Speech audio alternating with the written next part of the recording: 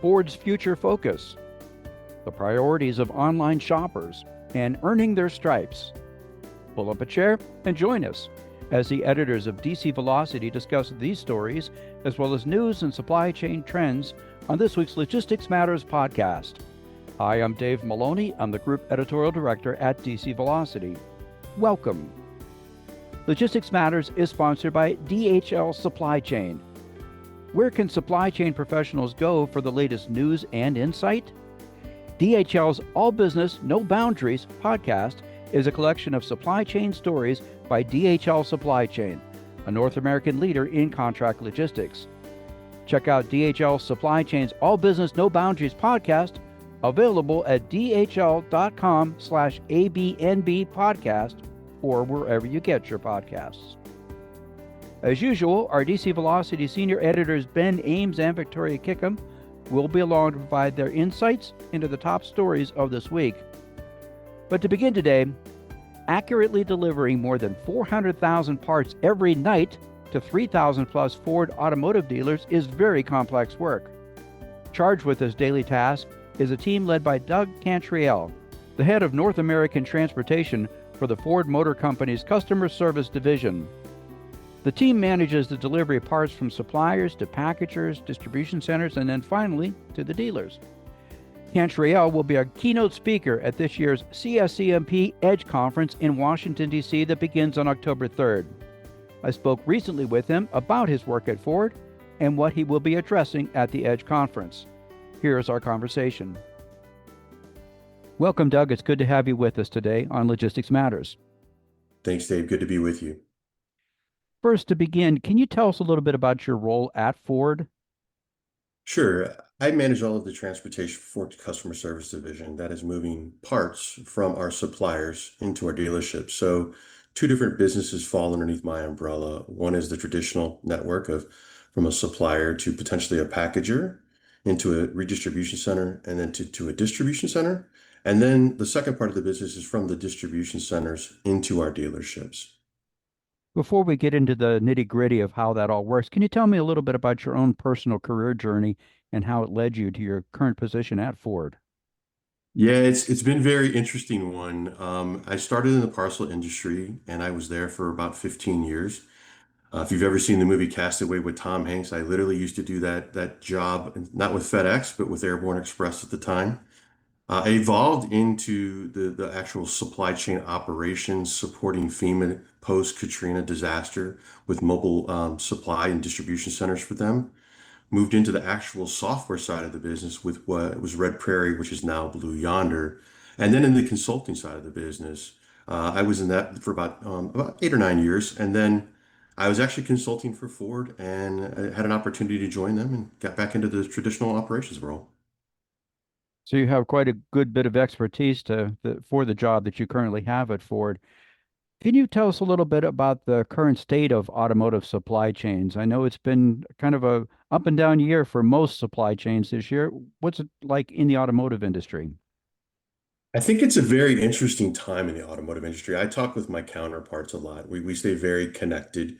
We're at conferences together. We share ideas and challenges that are there. But I think, an industry that's been around for such a long time, it's modernizing rather quickly. And I'm seeing that speed of modernization accelerate, especially over the last couple of years. There's a lot of technologies that are out there that are starting to be adopted. And I would say, in the prior, let's say 5 or 6 years of me being in the role that I'm in today, it was kind of slower moving. Now, not moving at the pace that I think really needs to be at industry leading companies, a Google and Amazon and things of that nature. But for a large industry, it's starting to accelerate, and I'm excited about where that can go. As a lot of that just digitization and adopting new technologies and new tools to help modernize supply chains? Yeah, absolutely. And, it's becoming the flattening of the supply chain, if you will. There's been a lot of, silos in supply chain, and I think that's starting to become flattened. You're starting to look at end-to-end solutions, which is exciting because more information is available. You can make quicker decisions, and you're becoming more proactive in decisions instead of reactive in those decisions. And of course, as I mentioned, this year it has been kind of up and down for a lot of supply chain managers, dealing with a lot of the uncertainty out there in global trade, a lot of the tariffs on and off again. How have you managed to deal with some of those issues at Ford? Yeah, I think, not just at Ford in general, but the tariffs are very interesting because I think they become a very reactionary move that people make is I see them coming, I'm going to, try to avoid the tariffs by purchasing more inventory now to avoid that. And what happens is people don't look at this in totality, in my opinion. And it's not just auto, it's just everybody in general. If you start pulling ahead inventory, it starts putting constraints on the supply chain. Do I have enough transportation to move those parts? If I don't, my cost of transportation is going to go up. Do I have enough storage locations to store those parts once I receive them? These are hidden costs that people don't think of. And I think it's almost a pre-pandemic situation where once the pandemic hit, everybody started reacting and the bullwhip started occurring. Kind of happened a little bit with the tariffs. And, we've tried to stay ahead of that and try to look at total costs of how can we mitigate that ahead of time without having to deal with those bullwhips, if you will, or at least trying to minimize them from a transportation perspective. So, do you think a lot of supply chain professionals sort of overreacted at this point? I don't think they overreacted like they did, in COVID. I think there was more hesitation, a little bit more, let's look at this deeper. But in my opinion, it could have been looked at and analyzed a little bit even more deeper and making more total landed cost decisions around the decisions that were being made instead of just let's avoid the tariffs. Well, that makes sense. Turning to Ford in particular, can you share a little bit about your distribution network, your supply chain within Ford? Yeah, from a transportation perspective, we have a 3PL that supports us. We use carriers in different modes throughout that transportation. Then we have carriers that make our deliveries to our dealership. So again, traditional, line hauls, less than truckloads, intermodal, rail, ocean. And then, the final mile delivery also uses a lot of, what we call trailers to deliver, but also smaller vehicles as well. But it's all outsourced. Nothing is insourced within Ford. Now, of course, not all your parts are made in the US, some are made overseas. So you've had to deal with kind of those fluctuating volumes that we had earlier this year. Did that put a strain on your supply chains? Well, again, from a transportation perspective, we try to stay ahead of that and see what's happening. I try to work with my counterparts to see, what fluctuations are happening. Can we anticipate those? Can we make sure we're in contact with carriers so that your capacity is there for us? It's a constantly, you constantly have to be trying to look upstream to see where issues may occur. I will say that there's some technology out that is really enabling us to look further upstream at potential transportation impacts than we've ever had before. Of course, this requires a lot of resiliency, and that's kind of the buzzword this year, the key trend that companies are looking for, resiliency. We've kind of learned that through COVID, and now it's being applied through the uncertainty that we're seeing this year. What have you done to help make Ford more resilient in your supply chain operations?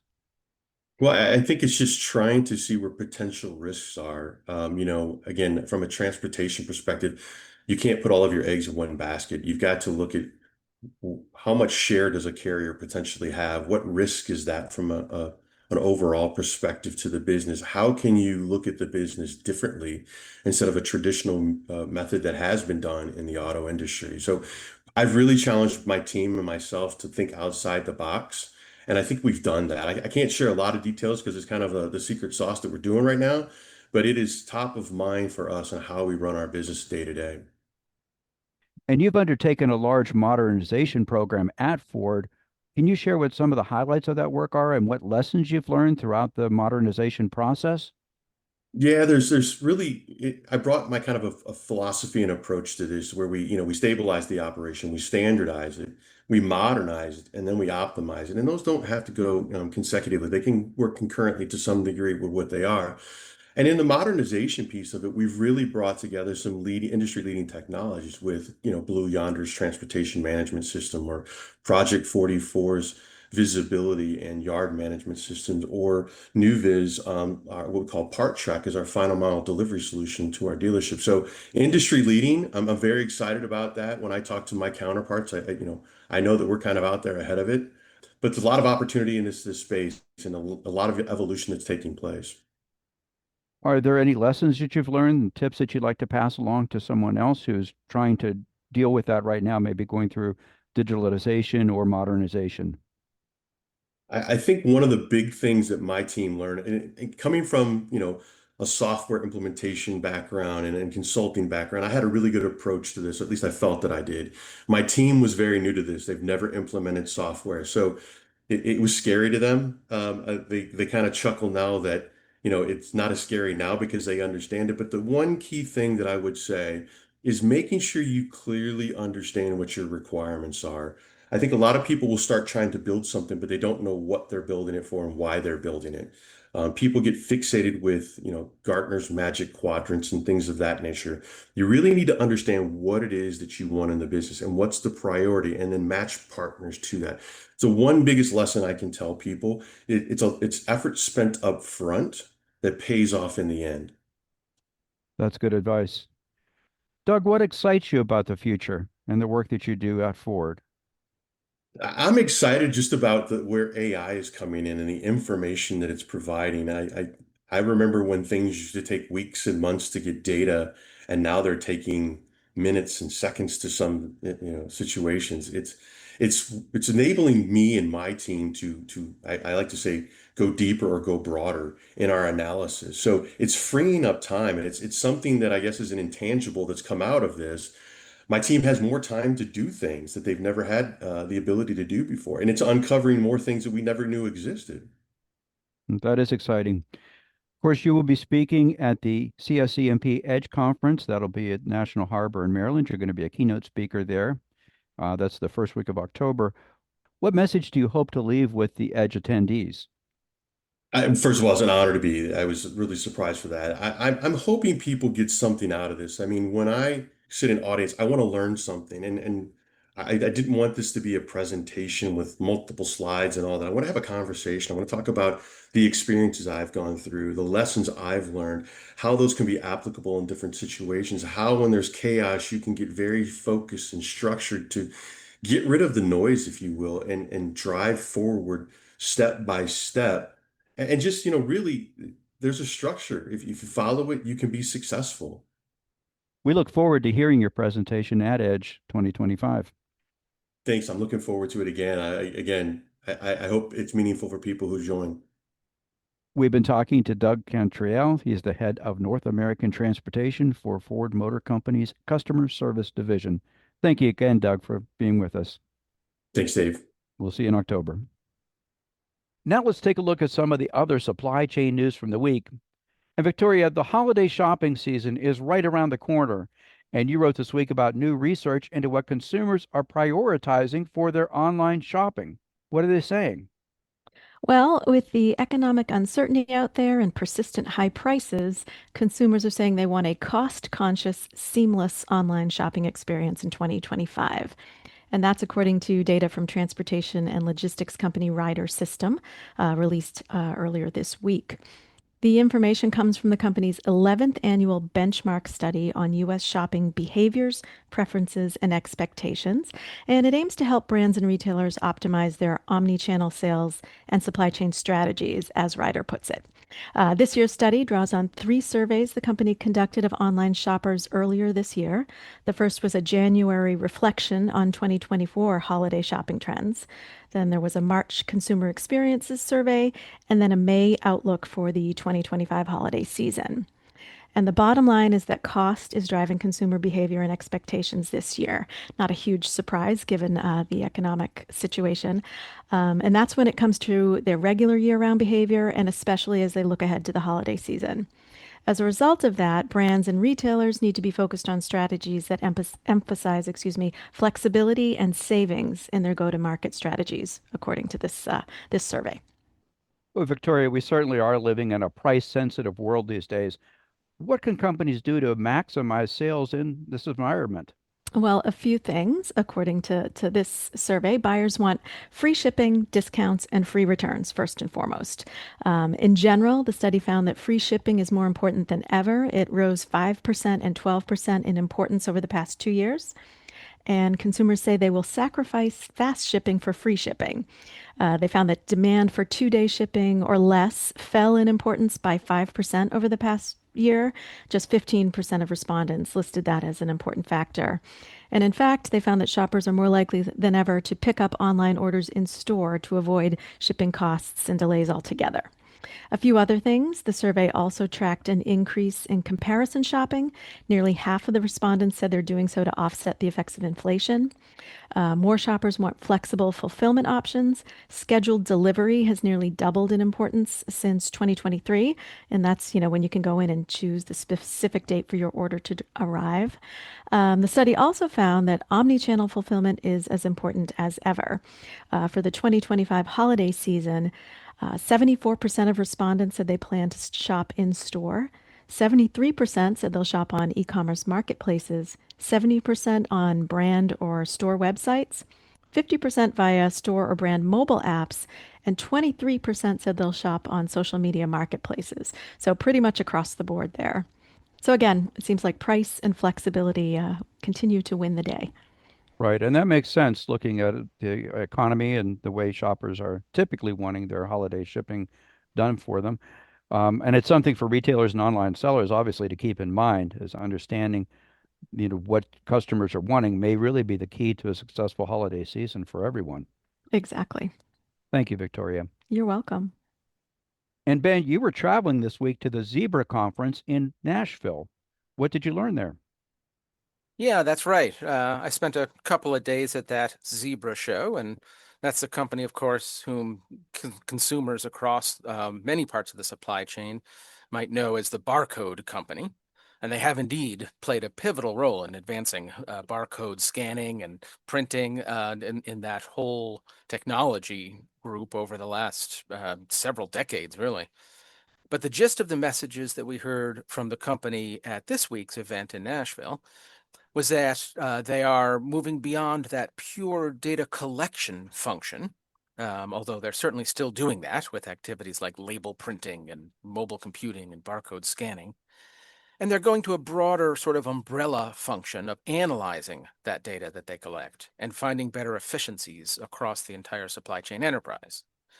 So according to some of the Zebra executives who spoke there, they're spending significant budget to get to that goal. They've boosted their R&D spending, and they have made a handful of acquisitions in the past couple of years. And one part of their messaging at this show that caught my attention was that they're focused on providing the most powerful current technology, which is, of course, artificial intelligence that we've been talking about quite a lot in recent weeks, and providing AI for frontline workers, like that employee who's a stocker or the cashier or the retail floor. And in Zebra's game plan, they want to provide not just asset visibility through those barcodes, but also what they call a connected front line. And that will lead to, in their vision, the phrase that they use is intelligent automation. That's interesting.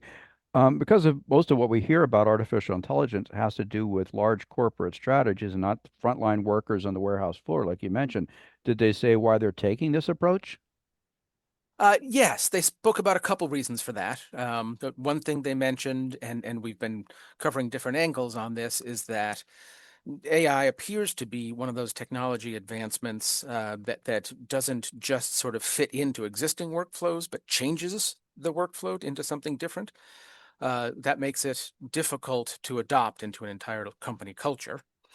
But Joe White, who's Zebra's Chief Product and Solutions Officer, said that Zebra's customers who buy their products are being influenced by what he listed as 5 megatrends. He listed them as the on-demand e-commerce economy, mobile computing in the cloud, automation in warehouse fulfillment, digitization and IoT, and of course the AI that we've been talking about. White acknowledged certainly that many of those 5 things have existed for some time individually, but the significance now is that they're all converging at once. And with an angle toward more sort of retail operations, Yogesh Kulkarni, who's Zebra's vice president for strategy and products and solutions, gave another list of sort of handfuls of megatrends in retail. This is all going to explain why Zebra thinks that AI belongs on the front line.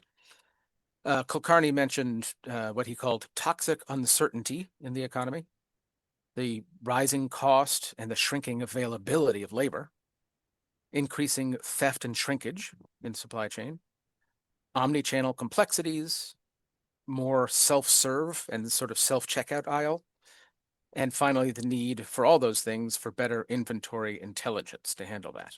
So that's a whole lot of ideas to talk about at once, but in Zebra's view, part of the solution to handling those challenges is to equip the frontline workers who actually have their hands on the physical goods involved in those exchanges with better technology, specifically AI, and in their view, that will allow them to track everything more closely and share that information with each other in the group.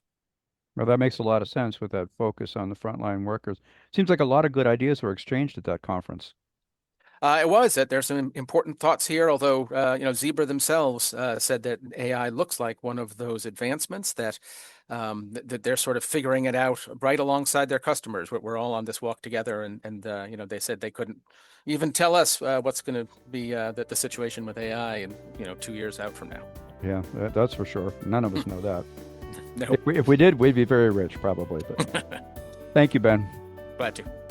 We encourage listeners to go to dcvelocity.com for more on these and other supply chain stories, and also check out the podcast notes section for some direct links to read more about the topics that we discussed today. And we'd like to thank Doug Cantriel of Ford for being our guest, and we encourage you to hear more from him at CFCMP Edge next month in Washington. We also welcome your comments on the topic of our interview and our other stories. You can email us at podcast@agilebme.com. And we also encourage you to subscribe to Logistics Matters at your favorite podcast platform. Our new episodes are uploaded on Fridays. Speaking of subscribing, check out our sister podcast series, Supply Chain in the Fast Lane, co-produced by the Council of Supply Chain Management Professionals, CSCMP, and Supply Chain Exchange. We just released a new 8-episode series on the top threats to our supply chains. We think you'll find that very interesting. All 8 episodes are now available to stream. So check out Supply Chain in the Fast Lane wherever you get your podcasts. And a reminder that Logistics Matters is sponsored by DHL Supply Chain. Where can supply chain professionals go for the latest news and insight? DHL's All Business, No Boundaries podcast is a collection of supply chain stories by DHL Supply Chain, a North American leader in contract logistics. Check out DHL Supply Chain's All Business, No Boundaries podcast, available at dhl.com/ABNB podcast or wherever you get your podcasts. We'll be back again next week with another edition of Logistics Matters. Be sure to join us. Until then, have a great week.